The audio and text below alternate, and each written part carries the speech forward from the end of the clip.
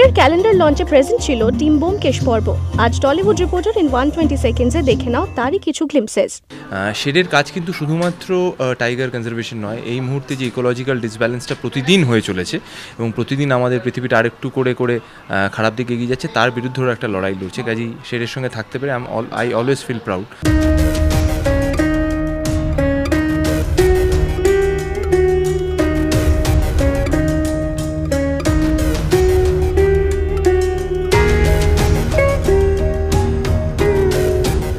একটা calendar launch করছি, সেখানে Sher has been part of this journey. So বোমকেশের সবাইও এখানে আছে and we are very happy with the kind of reactions we are getting from the audience for Byomkesh পর্ব। এবার যে ক্যালেন্ডারটা একটা বিশেষ থিম নিয়ে করা হয়েছে, যে ভারতবর্ষের সুন্দরবনের 6জন বাচ্চা এবং বাংলাদেশ সুন্দরবনের 6জন বাচ্চা এই ক্যালেন্ডারটার জন্য 12টা ছবি এঁকেছে, সেটা দিয়ে আমরা একটা ক্রস বর্ডার একটা কনজারভেশন মেসেজ দেওয়ার চেষ্টা করছি।